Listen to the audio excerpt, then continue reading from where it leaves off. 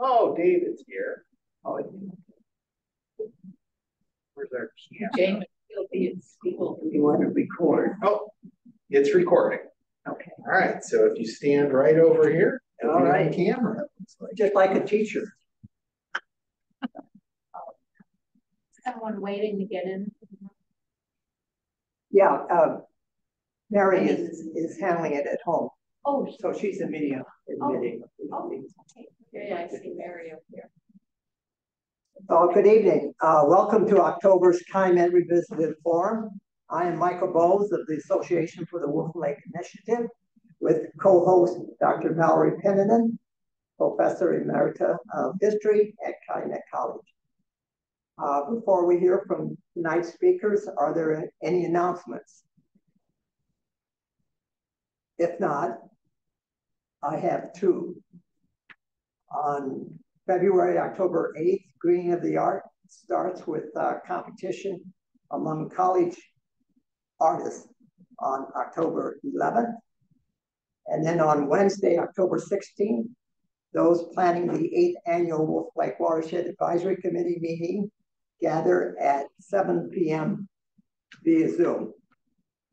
Tonight's presenters, Professor Emeritus Walter Skiba and Brian Lowry, Director of Communications at Calumet College of St. Joseph, will talk about the history and future of the college.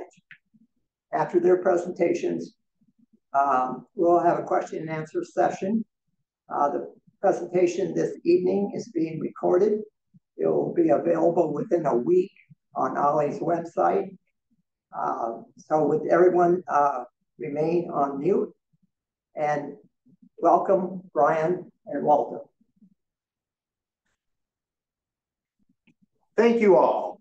I'm Brian Lowry. I serve as the Communications Director here at Calumet College of St. Joseph, and I am also overseeing the Lilly Community College Collaboration Initiative.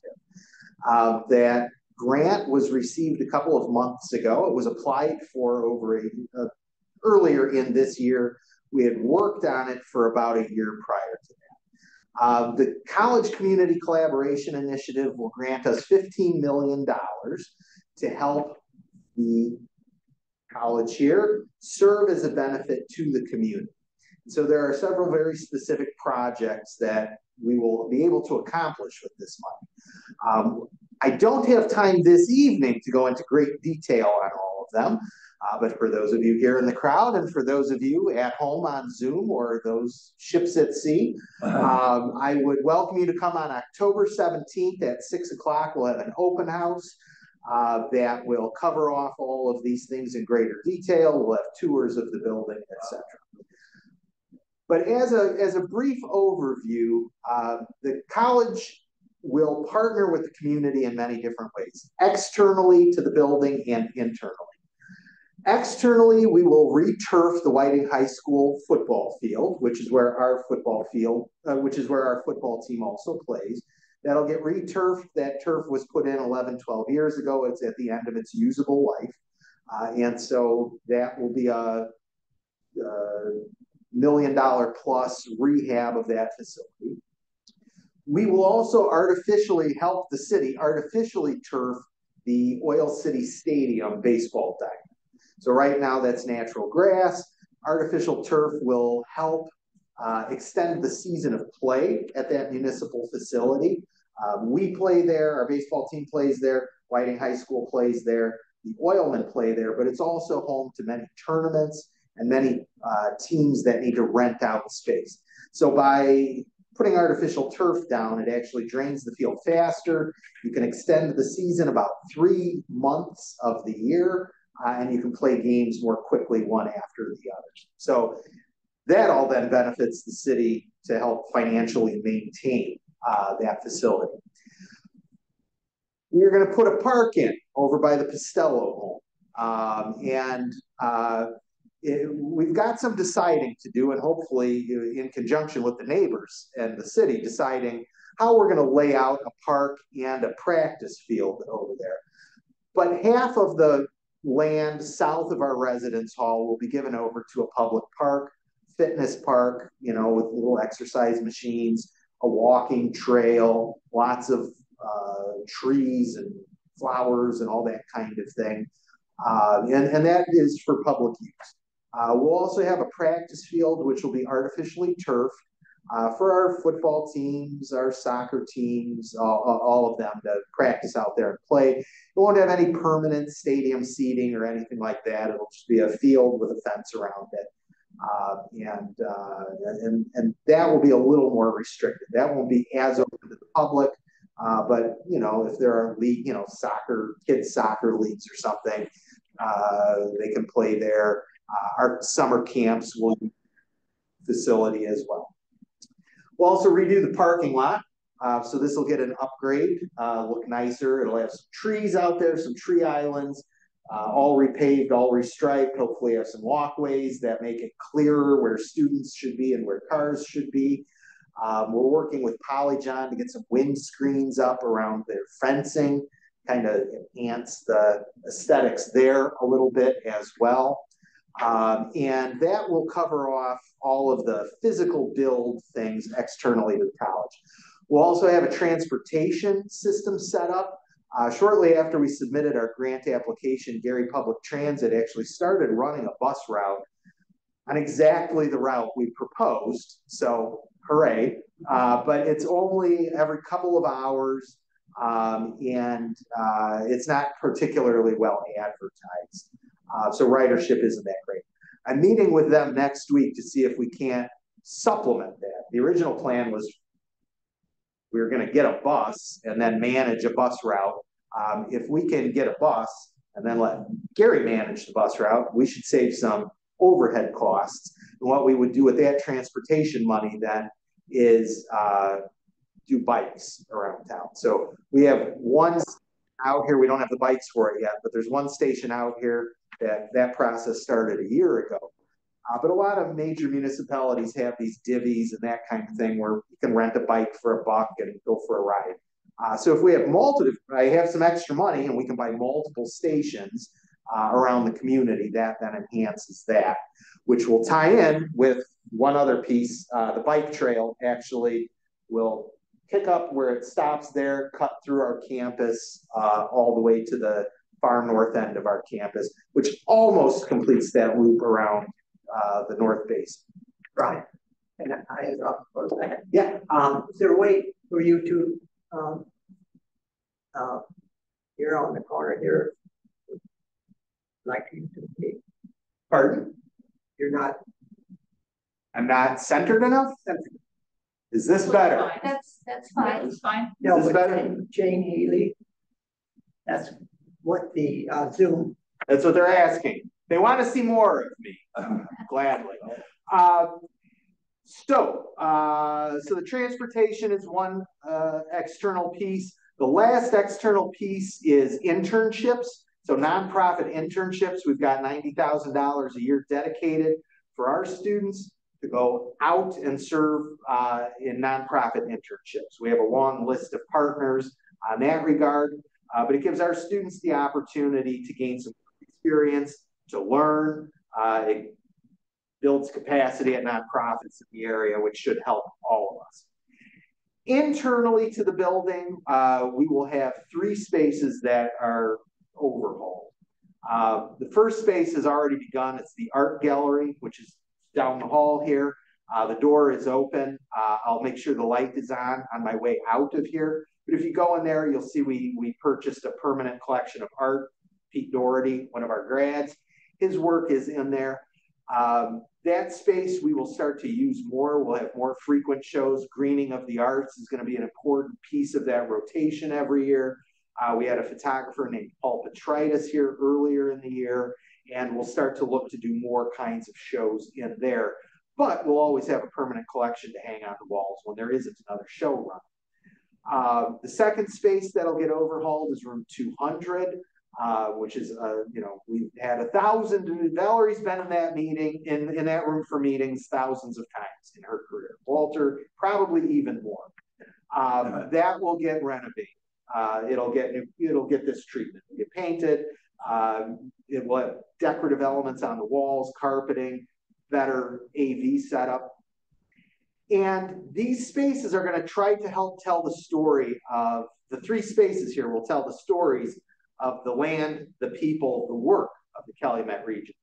The art gallery, generally speaking, will tell the story of the land, the room 200, the people of the Calumet region, who are the people we serve here, a richly diverse group of people.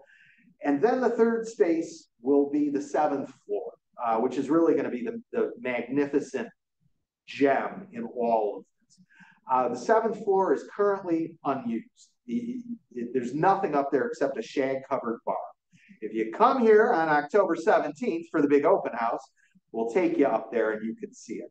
Other than that, it's gutted, but it's an entire wing of the building that is empty and desolate, and remains that way because there's no elevator to get up there. So part of this project will replace the elevators with brand new ones that go all the way up to the top. That space will get built out. That will be a public space that is here for everyone. Now, hopefully I can make some money renting it out on Saturday nights or something like that. But generally speaking, that is open to everyone. And it'll be an educational space that helps tie together the land, the people, and the work of the region. Because from there, and Emiliano Aguilar, who I think is tuned in here, is helping us with this. Emiliano is an historian from Notre Dame who has some expertise in this, telling that story of how the natural resources brought the industry, how the industry brought the people, which created this Calumet region, which in my telling of it, then created America. Really, you can see all of it from that 7th floor. You can look to the south, to the north.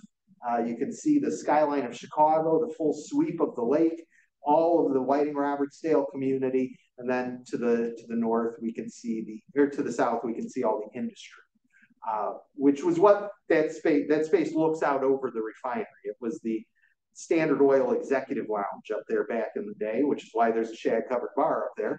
And all of the windows look over the refinery. It's a brick wall looking to the lake. And so that space will get completely reconfigured. We'll get terraced patio out there so you can walk out on the roof and actually get the full view of everything. So that, in a nutshell, is the future of what we're doing here at Calumet College of St. Joseph. It will be a great joy spending $15 million over the next couple of years. Most of these projects should be complete within the next 2 years. We have 5 years in the grant. All of it has begun. Most of it will be completed within the next 18 months or so to 2 years. Any questions for me? Yes. Is the Field Museum yes. in any way? So the Calumet Heritage Partnership was a really instrumental partner in getting all of this accomplished. So Gary Johnson and Mark Bowman and Emiliano, the Calumet Heritage Partnership contributed a wonderful letter of recommendation. Mark Bowman was really important in helping guide us through some of the pieces of our application. And the hope is that we can inherit some of the pieces that are currently exhibited at the Convention and Visitors Bureau. They were at the Field Museum. They're now at the Convention and Visitors Bureau, but we have engaged in discussion to hopefully serve as a home for some of those artifacts, to help tell the story of oil and steel and how those things shaped the region. Matt Kaplan, who's got some photography in that exhibit. We're also purchasing a collection of his artwork that'll help visualize some of those things as well. Thank you. You're welcome. Yeah. Any other questions? Anybody out there have questions? Anybody writing any questions in? Any questions? All right.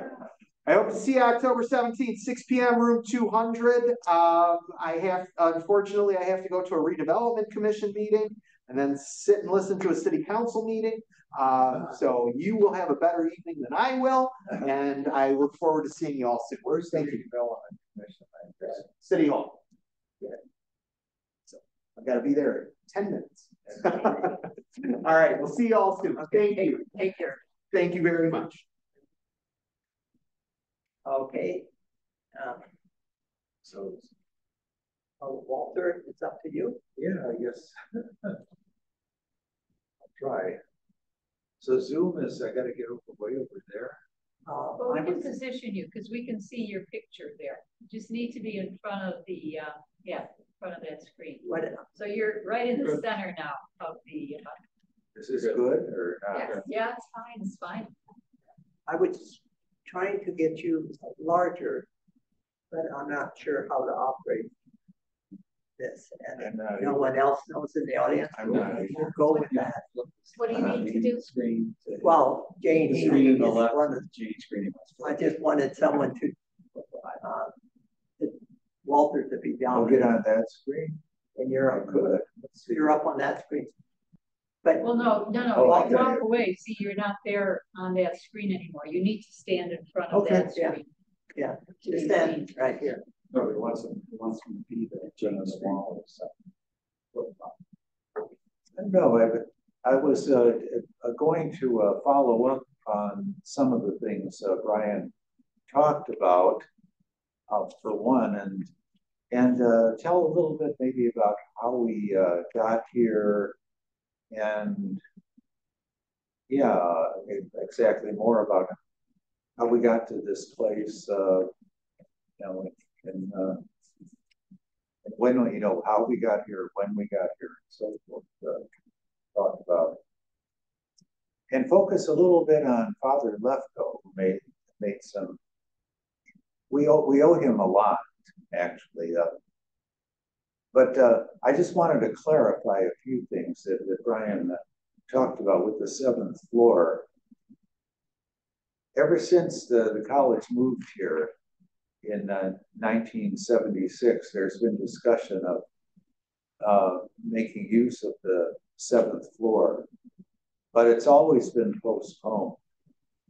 Until now, it looks like something's going to happen. But I as I said to him, I'll have to see it to believe it, because it's been talked about so many times doing something, but nothing's ever happened so far. It's an interesting story because Amico, this building opened in 1950. It was part of an industrial complex here. Many buildings, 20 buildings. It depended on how you counted them. So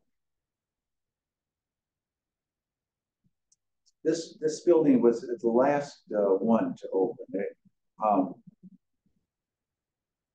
This was called, this particular wing was called E&R, Engineering and Research.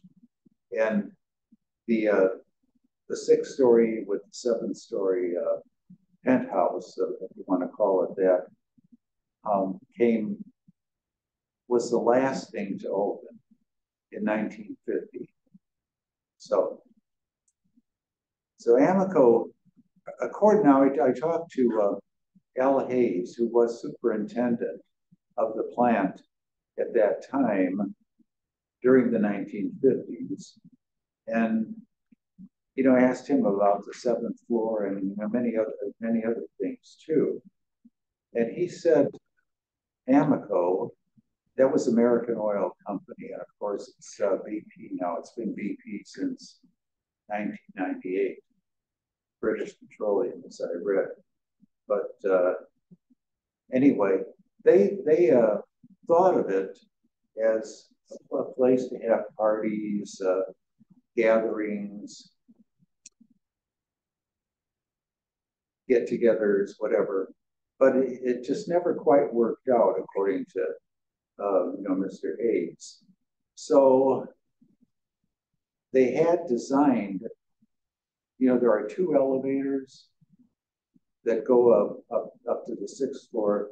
They had a shaft put in for a third elevator, which was to go to the 7th floor, but they never built it. And what happened to the 7th floor? Not very much.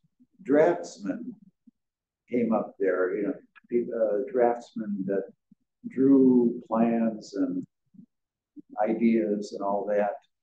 So just a small group. They could go off by themselves in the seclusion of it and work, but it never materialized under Amico as a place for parties, gatherings, and all that.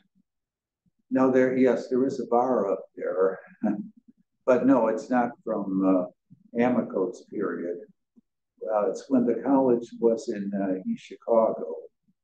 It's from the basement of the building, the development office building, it was called. There was a basement, because the building was probably a store at one time, and the basement was used for storage and so forth. But that was, the bar was in there.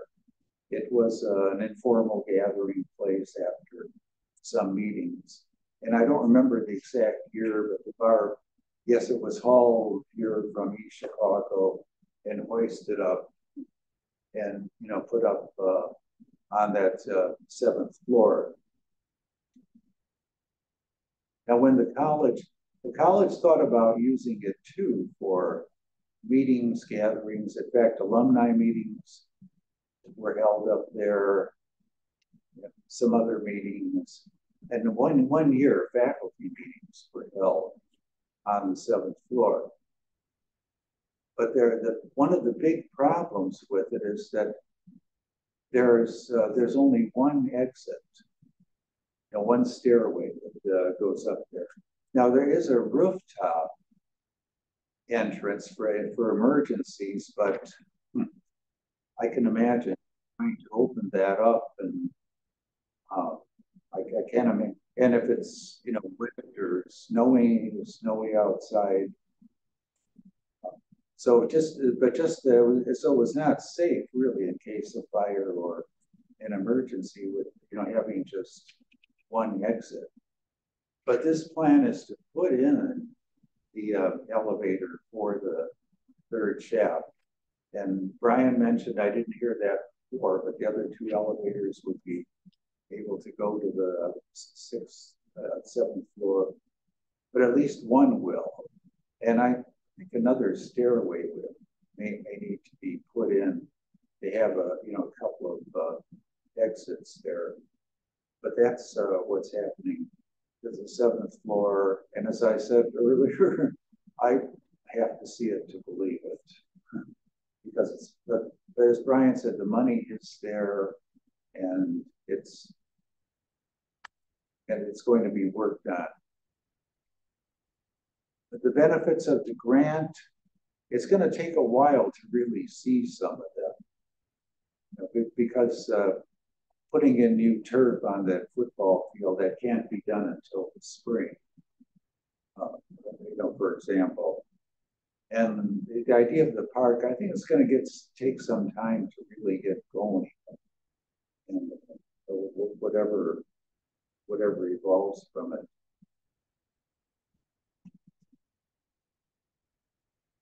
So we'll see what happens, but it is exciting. It's definitely not free money for the college, but it's for specific projects, 15 million total. But again, it's not free money by any means. Some very good things, though, may come of it with the internship opportunities for students, for example. But I thought I'd say something a little bit about how we got here, when we got here. The college first opened in 1951 as an extension of St. Joseph's College in Rensselaer. Now, St. Joseph's had been around a long time, since it was chartered in 1889 and opened its doors in 1891. So it was around for a very long time. In 1951, and I could go into a lot of background there, but I won't. But the classes were held at Bishop Knoll High School in East Chicago. They were all in the evenings, and enrollment was good from the beginning, and enrollment grew over through the 1950s, and to the point that the college decided to become a four-year institution. In fact, it opened in East Chicago in 1960 as the first four-year degree granting institution in Northwest Indiana. Purdue and IU at that time were extensions, so you could get approximately 2 years of college work there, but then you'd have to go down to West Lafayette or Bloomington to finish the degree. So in 1967 is when Purdue and IU became four-year degree granting institutions officially. So 1951.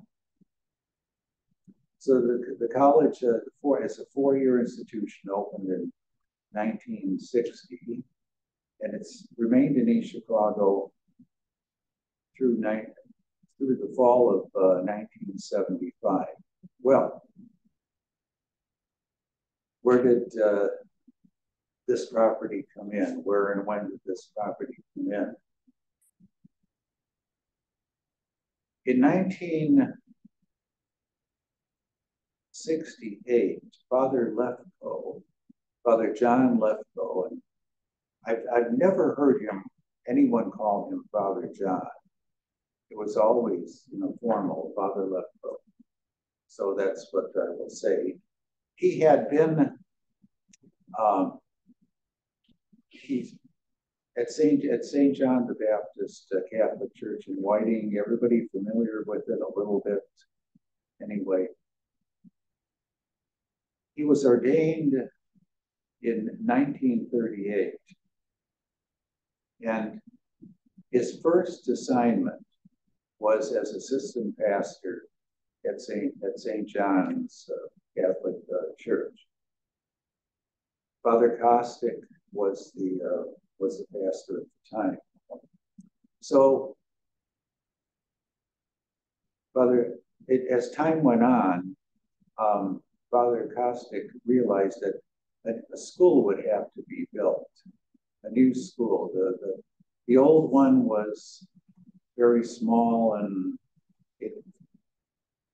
it just wasn't expected to provide enough adequate services for students and handle the influx of students, the baby boomers coming out after World War II. So Father Kostick asked Lefko to go down to Indiana University in Bloomington and study architecture, study school architecture. So he did, and this was during World War II, and at that time there was no I-65, there were no expressways, so it took a lot of time to get down to Bloomington. But he did get a certificate degree in school architecture, and he became licensed as an inspector of schools. So he knew the point. I think that the important point is that he knew about architecture, how it all worked in school architecture in particular. So after he became pastor in 1945 and began planning work on building a new school. And yeah, $1 million school. It's still it's an impressive structure today. In fact, the building was designed by an architect from Bloomington. In fact, and it does have a resemblance to buildings on the Bloomington campus. It's, quite attractive in limestone. There's a lot of limestone in southern Indiana too, down there. So the school was really ahead of its time. Father Lefko left. It had just some examples. It had recess lockers, which we think take them for granted, but they weren't the norm at that time. It had a cafeteria, very spacious for students, with a certified whatever dietitian to plan helpful menus, and it had the kitchen facilities to prepare them, which is way ahead of any other school. It even had wiring set up for television. This is pre-1950 when television, and nobody else was doing anything like that. So the school opened in 1950, and it was a huge success. And the cafeteria was called also the panel room, and it was used for all kinds of community events, dances, retirement parties, wedding receptions for many years. It's not used that much today, but it was really a benefit for the entire community. Also, he laid the groundwork for the construction of Marion Theater, benefit for the community, and in fact revitalized the theater. It had been founded some years earlier, but he revitalized it. And the gym, which was used, it's still used today, and the college used it years back for intramural sports, and I think some games here may have been played there before, volleyball before the facility was constructed here. So he left really a gem of a school. And yes, of course, there are problems today with there's no air conditioning except in the cafeteria, but anyway. But the school was paid for quickly. Then he left in 1953 to work at Rensselaer in various finance and development activities there. But in 1967, in East Chicago, the college enrollment had been growing and growing, and then all of a sudden it took a dip. St. Joseph's College was very concerned about that, and money was owed to St. Joseph's College, and there was various indebtedness around. Now, the acting president, Father Martin, Henry J. Martin, his term was acting president. The president was the president of the Rensselaer campus. But Father Lefko So Father Martin resigned. Now the college had applied for accreditation as a separate institution, not just a separate campus from St. Joe's, but a separate independent institution. And the initial result was the Higher Learning Commission and the North Central Association at that time put the request on hold. They said they wanted to see, they wanted to see some changes, enrollment and finances in particular. Well, Father Martin, who was the acting president, resigned and eventually left the priesthood. He went through proper channels and all that. But Father Lefko was chosen as president to come in, and this is really true, what I'm going to say now, that the Precious Blood community asked him to go ahead and find a way to close the place down gracefully. So they didn't think it was going to make it. They were concerned about getting stuck with the College of St. So Lefko came in June of 1967, and really the energy that he had, he just turned things around. Enrollment just shot up.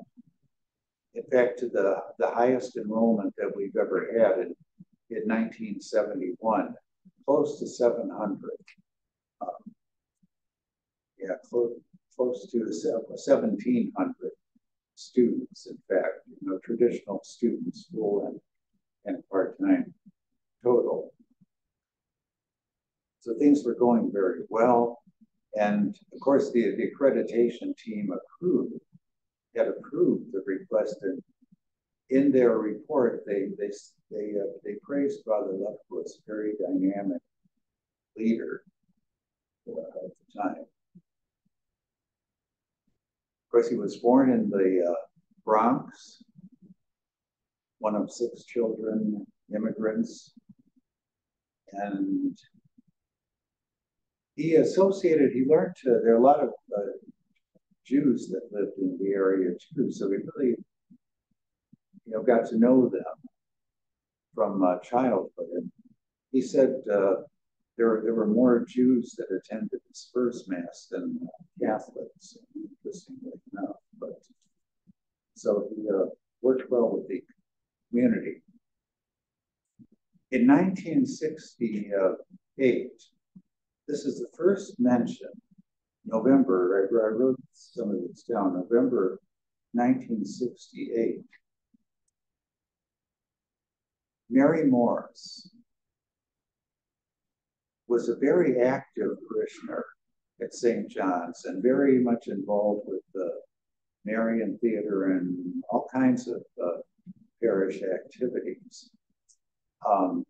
She worked as an executive secretary in the Standard Oil building in Chicago. And she informed Father Lefko, this is the first mention of it, that these buildings might become available. It looks like they are, that Amico is going to be moving their facilities to somewhere else. It turned out to be Naperville, a lab and administrative facility. Within a few years, it's going to happen with this building. But at that time, the decision was, well, we're here in East Chicago. We're part of the community. They like us. We're not going anywhere. We're planning on staying here. But as time went on, enrollment started to decrease somewhat at the East Chicago campus, and there were other issues too. there, such as all the buildings were kind of old. There were old buildings, refurbished storefronts, and the head of maintenance at the time did a report and said that within the next 10 years, at least a couple of them would be requiring new roofs. All of them would do heating, air conditioning, and there were a lot of other problems with old buildings like the wiring and security. So that was an issue, and the college really needed more space, parking with students. The Shoreline Bus Company went out of business, and a lot of students rode the bus back and forth, the Shoreline bus routes, but it's stopped operating in 1970. So students had to come by car or walk or whatever. But finding parking spaces, there were approximately 250 parking spaces on the school grounds and in the area where the students could park. But there was a lot more that was needed, though, parking spaces. So those were issues. Debt, I mentioned. Let's see. I wrote down a couple. Yeah, there was another one too. So Father Lefko first, talked to John Swearingen at the time, who was the director for Amoco, Standard Oil of Indiana, as it was called at the time, and learned that Amoco, the buildings were up for sale. This whole industrial complex at the time here, that not for sale, but there's no way the Amoco could sell it to anyone, and it was to their advantage to give it away because they could. It was valued as a $12 million tax write-off as a gift, and if they sold it, they could get $4 million. Well, so they put it up for sale, but they didn't get. They had some inquiries, but no one gave a definite bid that they're really interested in getting the property. So the board of trustees, Father Lefko, discussed it at some length, and Amoco wanted to have this done by the end of 1973. Because if you remember at all, back then, that was a time of the Arabs, the Arab countries that supplied, I think, most of the oil that we got. They refused to send it to us, and there was a term for it, which I can't think of. Oil embargo. Yeah, oil. Yeah, I guess it was oil embargo, right? But there were lines of gas stations at that time, and Amoco was. I guess it didn't actually lose money, but it didn't gain much at all, and they were apprehensive about the year coming up. So they really wanted to take the benefit for the tax write-off. It would help their financial picture quite well. Well, the board they discussed it, and space, a big consideration was lack of space in East Chicago too. With I mentioned the older buildings and all, but everything was very tight, office space and classrooms, but student lounge, there not enough classrooms to accommodate all the courses and all that. So that was a big issue too. So the board members looked at it, and the chairman of the board at that time, L. Cosby Bernard, an architect, his father was very well known, Cosby Bernard Sr., but L. Cosby Bernard was an architect as well. That he really cautioned, I think, more than anyone else. He said, you know, the costs are going to be a lot higher here. This could be a millstone around your neck, is the way he put it. But most of the sentiment was pretty positive. But at that time, the board felt that Father Lefko was the best asset the college had, you know, with what he had accomplished so far, that let him decide. And this was during the summer of 1973. So actually, the decision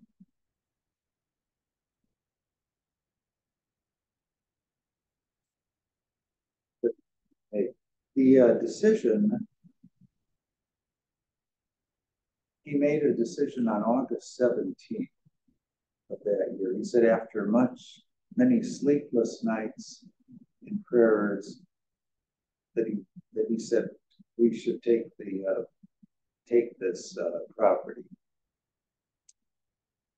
And the board said, okay, if you say it's that's what we're going to do, we'll follow along and do it. The official papers were filed on November 15th to the state of Indiana for a separate charter and under the name Calumet College. That time changed of name to Calumet College there. And the official gift went through on December 31st, the last day of 1973. Just so Amico could get their tax benefit, and they took the $12 million tax benefit. But there were some rough years. Things didn't quite work out as planned. The board really did not look into, really closely examine the expenses. How much well, the utilities, for example, were just a major cost. But anyway, and enrollment, didn't quite make a turnaround as hoped for. Now, I've said this before. I think hindsight is 20/20, but if the college had undertaken sports, as groups of students wanted it, they wanted to play other colleges, Purdue, IU. They used to play as intramural teams, but the schools didn't want to play the college because they were in the NAIA and CAA, and the college was just intramural. But that was one decision. No, there's no room for a gym here, or practice fields or anything like that. So we're not going to go with sports. But there were some tough years. But if you think about it, Father Lefko really left a lot to us. And you and I would not be here right now if it hadn't been for his decision. Not one of us would be in this building. And he could foresee, yeah, a golf course, not exactly where it was originally planned, but it materialized, and that was part of his vision. With recreation area, with the restaurant there, and Emerald Restaurant now. But really, we just we owe a lot. We wouldn't be where we are now if it hadn't been for him. East Chicago, could it have worked? The College State. Almost everyone I talked to said no, for various reasons. But the maintenance person did a 10-year, but 20 years, 30 years, and there are major problems with the buildings. There would have been major costs and of the other issues too. But almost everyone, I mean, the people like the college, they said East Chicago supported it, but almost everyone said no, the college would not have made it. One of the trustees, I can't think of his name right now, chairman of the trustees for quite a while, I asked him directly if we stayed in East Chicago. He said no, it wouldn't have worked. He said the college would have gotten involved with East Chicago politics, and there were all kinds of scandals that emerged during that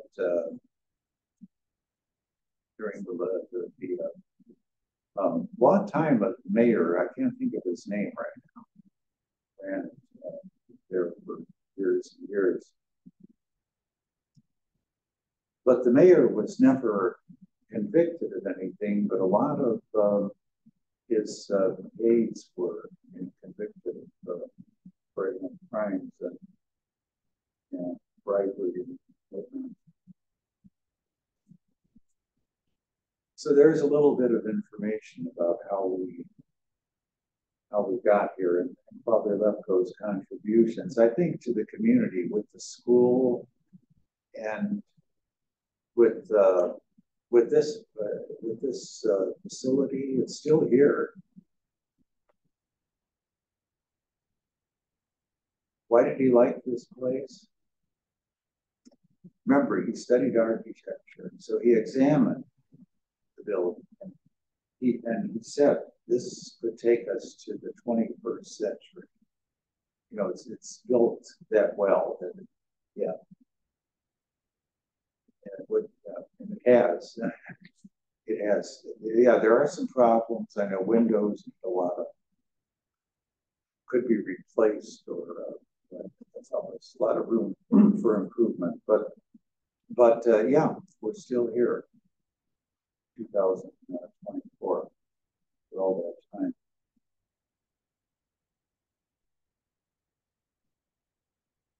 So, any comments or questions? What happened with the old building in East Chicago? Mm-hmm. They were. Yes, it's a very, very good question. Well, the college left we left East Chicago in 1975. That was the last, the fall semester, and moved here. Well, the buildings were supposed to be torn down and something put up in its place, but actually, they were torn down, but it took a few years until I think 1978. There was just empty buildings, and then there was a hole in the ground for a long time, but eventually the property was cleared up and purchased, and it's Brackenback Hills is there. It's a shopping area right now. Thank you. That's it. Yeah. Anything, comments or anything else?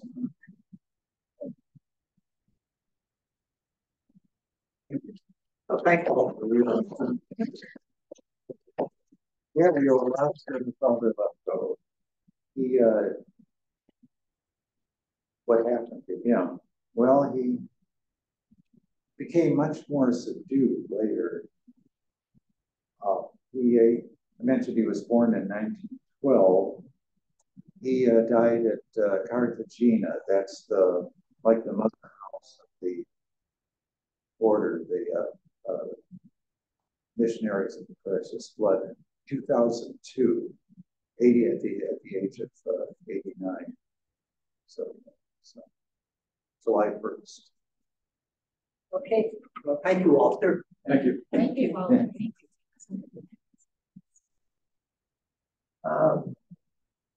We are grateful to Brian and Walter for their presentations this evening. Valerie and I thank you for all of you for attending this evening's gathering. And a reminder, David Harnish, Lab Director at Calumet College, and volunteers Lisa Downs and Joy Hines will talk about Ollie's water sampling program at the November 5th forum. Thank you very much. Thank you.